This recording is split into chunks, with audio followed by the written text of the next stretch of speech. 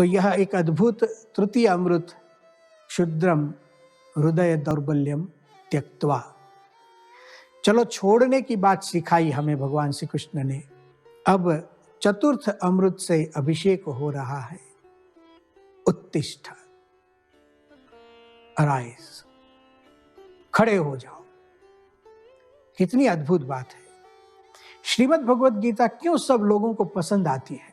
यही उसका कारण। सीधा जीवन के साथ संबंध। भगवान श्री कृष्ण जो अद्भुत बातें करती है, एक प्राथमिक उपचार है। जैसे किसी को कोई रोग होता है तो एक प्राथमिक उपचार होता है, तुरंत कुछ दवाइयां करनी पड़ती हैं। हाँ, फिर उस रोग का एक परमानेंट इलाज भी होता है, लेकिन पहले तो जो प्रश्न आया उसको ठीक से संभाल लेना, उसको प्राथमिक उपचार कहते हैं। तो अर्जुन का जो मोह, उसका दुख, उसके निवारण के लिए अद्भुत बातें आएंगी श्रीमद् भगवद गीता में। लेकिन प्राथमिक उपचार, हिम्मत और बल, निर्बलता का त्याग, अब भगवान श्री कृष्ण चतुर्थ अमृत में कहते हैं उत्तिष्ठ त्यक्त्वा। उत्तिष्ठ, छोड़ दिया, अब खड़े होना है। हमें अनुभव होता है प्रातः काल में हम जाग जाते हैं लेकिन उठते नहीं हैं, ऐसे ही बिस्तर में पड़े रहते हैं। आलस और प्रमाद जीवन में रहता है। श्रीमद् भगवद गीता हमें उठाती है। उत्तिष्ठ।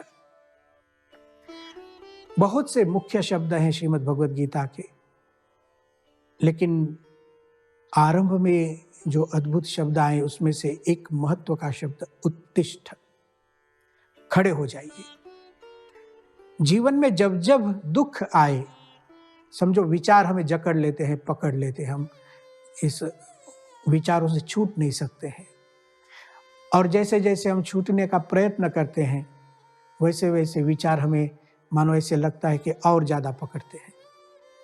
किसी व्यक्ति के साथ संघर्ष हो गया और समझो उसके ही विचार आते हैं। किसी ने हमको दगा दे दिया, कपट किया, विश्वासघात किया, धन का कोई प्रश्न हो, कुटुंब का कोई प्रश्न हो।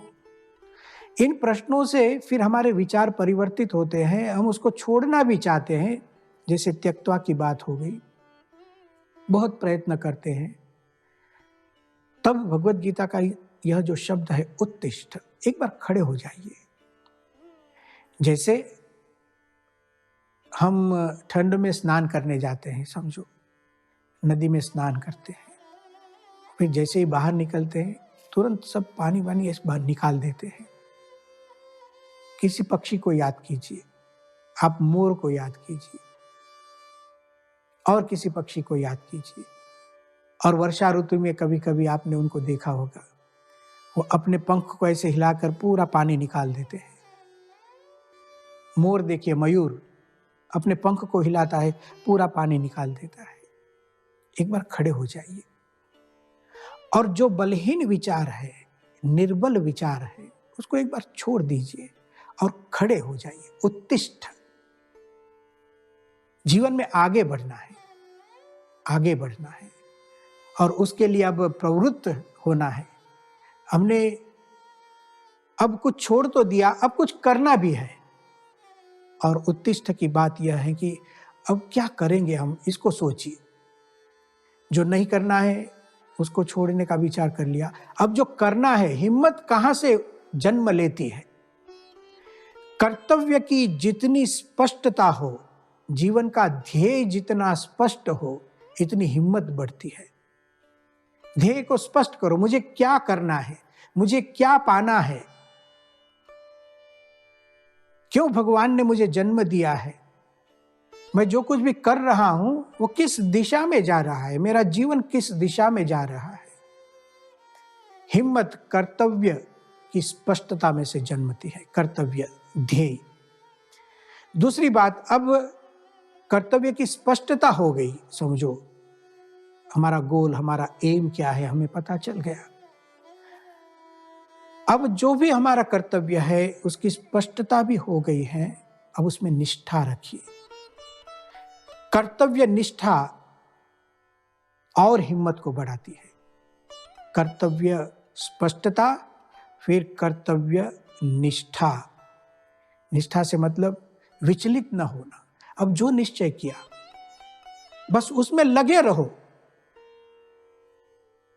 उसको पकड़ कर रखो, उसको छोड़िए मत। नए नए विचार मत कीजिए। एक विचार स्पष्ट हो गया, यही करना है, उत्तम है, और कोई मार्गदर्शक को पूछ लीजिए। यदि समर्थ गुरु हो तो गुरु को पूछिए, और गुरु जैसे हमें दिशा दर्शन दे। स्पष्ट हो गया, अब इस ध्येय को, अब उस दिशा में जाना है, इसलिए निष्ठा आवश्यक है। ध्येय के प्रति निष्ठा, गोल के प्रति निष्ठा आवश्यक होती है। अब उसके बाद तीसरी बात आती है, स्पष्टता, निष्ठा और परायणता। अब तत्पर हो जाइए। तत्परायण अर्थात बस अब जो ध्येय निश्चित हुआ जीवन में, उसमें डूब जाइए, कर्तव्य में डूब जाइए। कर्म करना, कर्म में डूब जाना समाधि नहीं है। प्रत्येक व्यक्ति कर्म करता है, कर्म में डूबना समाधि नहीं, कर्तव्य में डूबना समाधि है, जो गीता हमें सिखाती है। कर्तव्य परायण हो जाइए, औरों की चिंता मत कीजिए, कौन क्या करता है मत देखिए, मुझे जो करना है बस उसमें अब तत्परता लाइए, उत्साह उत्कंठा से अब काम कीजिए। फिर अपने आप, सफलता तो फल है, सफलता को आमंत्रण देना नहीं है। सफलता तो अपने आप जन्म ले लेती है। जिस व्यक्ति को कर्तव्य की स्पष्टता हो, कर्तव्य में निष्ठा हो, कर्तव्य परायणता हो और सब समुचित ढंग से चलता हो, तो सफलता अपने आप जन्म लेती है। इन सब बातों से हिम्मत आती है। हम निर्बल क्यों हो जाते हैं? ध्येय की स्पष्टता नहीं है, और अस्पष्ट ध्येय वाले व्यक्ति निर्बल हो जाते हैं, क्योंकि उन्हें पता ही नहीं गोल क्या है। हाँ, कुछ लोगों को गोल क्या है पता चलता है, लेकिन फिर निष्ठा नहीं है। प्रतिदिन गोल चेंज करते हैं। एक दिन सोचते हैं बिजनेस करना, दूसरे दिन सोचते हैं जॉब करना, तीसरे दिन सोचते हैं जॉब को बदलना। बदलते रहते हैं विचार। निष्ठा नहीं रहेगी तो बलहीन हो जाएंगे, निर्बलता आ जाएगी, निराशा आ जाएगी। स्पष्ट कर लीजिए, योग्य व्यक्ति को पूछ लीजिए, और निष्ठा, तीसरी बात आएगी परायणता। हमने कही तो सफलता को जन्म लेना ही है। तो भगवान श्री कृष्ण कहते हैं उत्तिष्ठ, ये उठने की एक प्रक्रिया है। उत्तिष्ठ